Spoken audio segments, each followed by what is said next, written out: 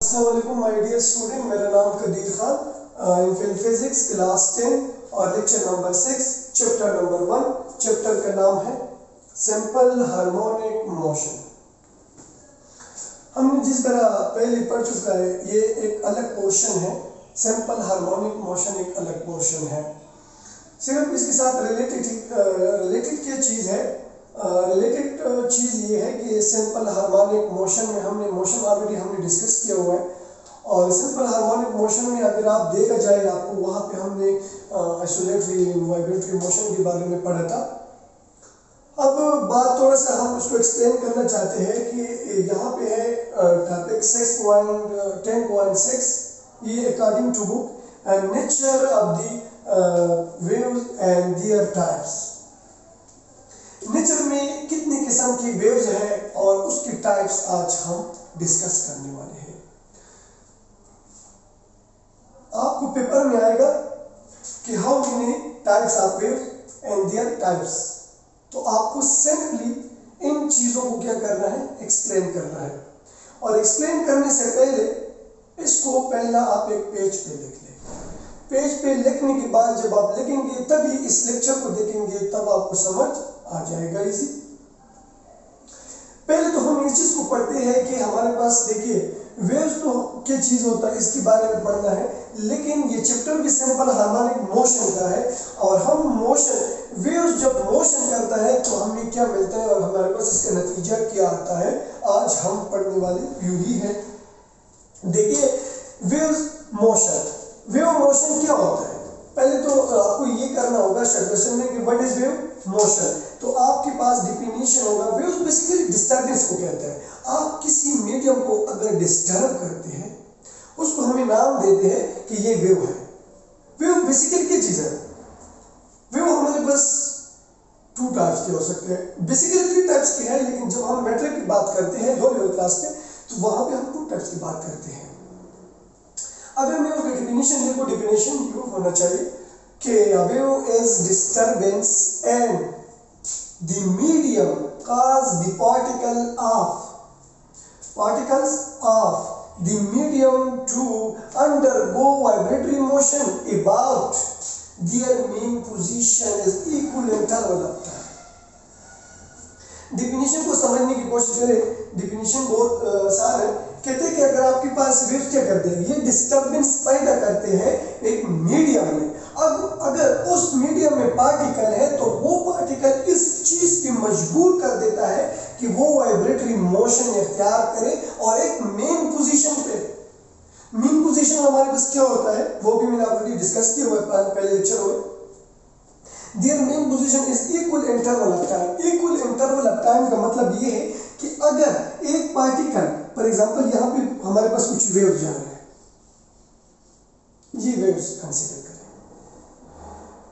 इस वेव्स को अगर आप कंसीडर करें, जितना इस सेकेंड में इसने क्या है, इसने जितना ट्रेवलिंग किया उतना ही उस सेकेंड में उसने उतना ही ट्रेवलिंग किया जिसने पहले सेकेंड में जितना ट्रेवलिंग किया था।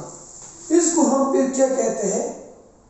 इसको हम फिर कहते हैं equal interval of time. Equal means बराबर। उस टाइम जितना ये वेव ने ट्रेवल किया था उतना ही यहाँ पे उसने किया।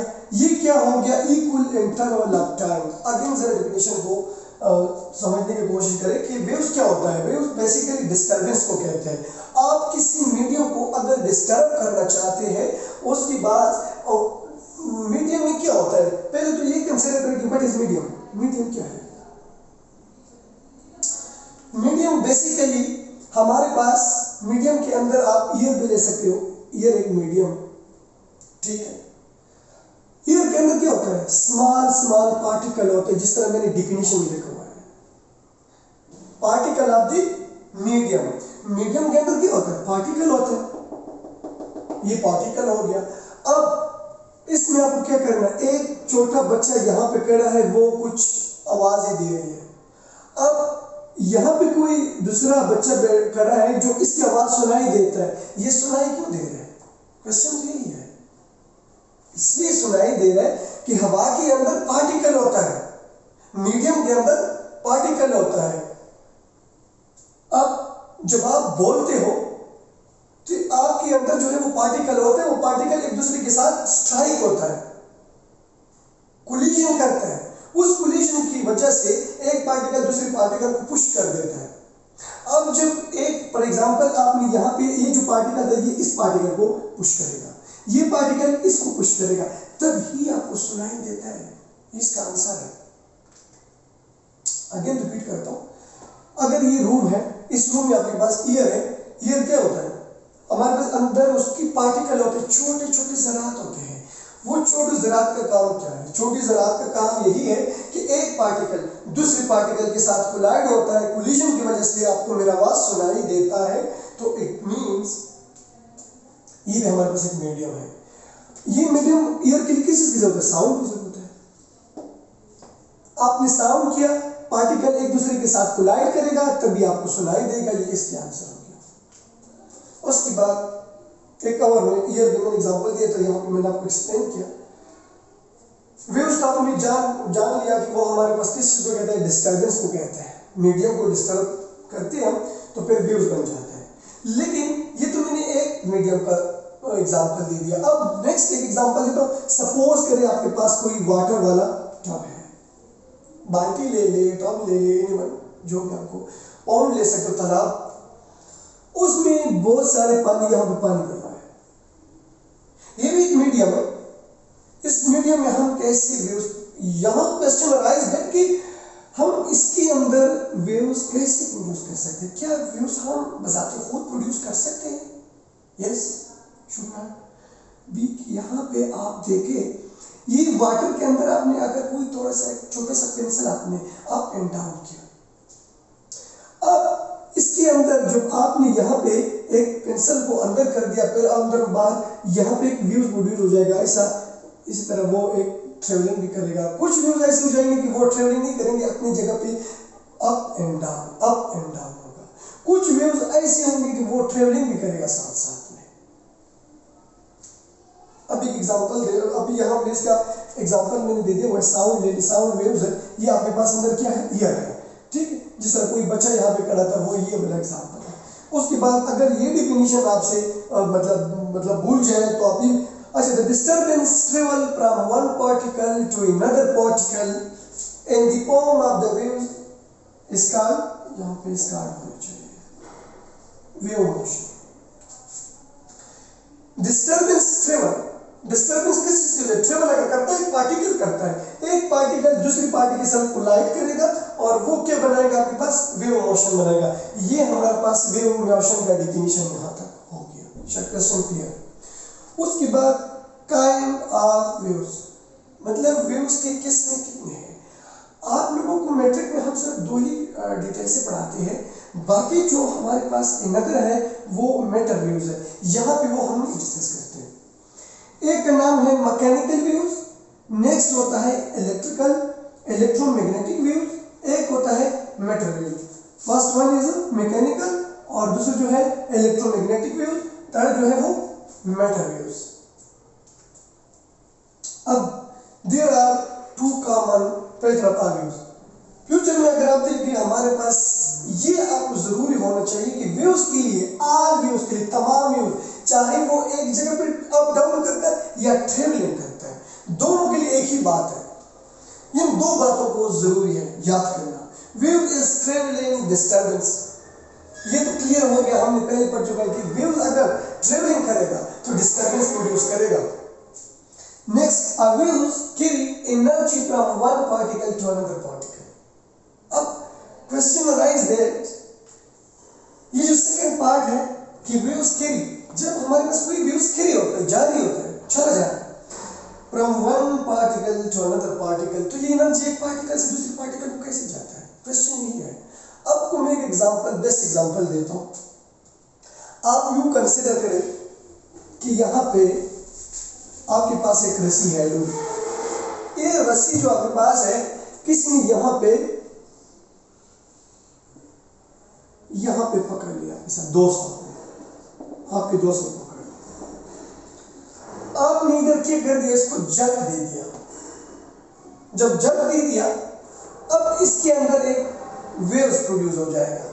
आपने देखा होगा रस्सी वाला गेम, जब आप इस तरह करते हो उसके अंदर वेव्स जा रहा है, ये भी एक वेव्स का एक फिनोमेना है। अब जब आपने यहाँ पे जर्क दे दिया, इस पॉइंट को आप पी नाम दे रहे, क्लियर है? जर्क दे दिया, ये वेव्स यहां से जाके यहां पे कन्वर्ट हो जाएगा। नेक्स्ट पिक्चर में ये होगा कि बंदा वही है, बच्चा वहीं पे है, ये स्ट्रेट हो जाएगा। ये वेव्स जो है अगर प्रोड्यूस होना है तो क्यों ऐसे बन जाएगा। फिर ये पॉइंट वही है, पी अपनी जगह पे है, जो आपने पॉइंट समझ गया है, वेव जाएगा लास्ट वन में इस बंदे के पास आ जाएगा। ये जो मैंने नेक्स्ट पिक्चर बताया है कि the energy carry energy from one particle to another particle, ये जो दो पार्टिकल है, दो आदमी आपस में है, ये एनर्जी यहां से जाके ये एनर्जी आप इसके साथ आ जाएगा, इसको हाथ में क्या हो जाएगा, शॉक लगेगा। इसका मतलब ये होगा। अब हम एक्टिविटी की बात करते हैं। एक्टिविटी फर्स्ट बुक क्या है, फर्स्ट एक्टिविटी है, आपके पास एक एक्सपेरिमेंट है का water waves as mean of the energy transfer. Water में जो वेव्स होते हैं, इसका मतलब क्या है? कोई आपसे पूछ सकता है कि अगर वाटर में वेव्स है तो वो उसका मतलब क्या है? उसका मतलब है कि एनर्जी ट्रांसफर। एनर्जी क्या होता है? ट्रांसफर। ट्रांसफर मीन्स तब्दील होता है, उसमें अंदर चला जाता है। अब सपोज करें हमें करना क्या है, take tub on off the water. आपने एक टब को क्या कर दिया, एक बाल्टी को कंसिडर करें, आपने उसके अंदर पार किया वाटर को। अब पेंसिल अप एंड डाउन, आपके पास एक पेंसिल है कि आपने उसको पहले नीचे की तरफ जोर दिया, फिर उसके बाद ऊपर की तरफ से उठा लिया। Up and down and edge, एक किनारे पे, इधर जो मैंने पेंसिल बनाया हुआ देखिए, ये किनारे पर मैंने उसके साथ क्या कर दिया, अप एंड डाउन कर दिया। This term wave are produce, ये बताते खुद क्या प्रोड्यूस करेगा, वेव्स प्रोड्यूस करेगा ऑन वाटर सरफेस। ये वाटर सरफेस है, ये सारा पूरा वाटर ही वाटर है। इस वाटर में आपके पास क्या हो जाएगा, एक वेव्स प्रोड्यूस, इस तरह एक वेव्स प्रोड्यूस हो जाएगा, क्लियर है?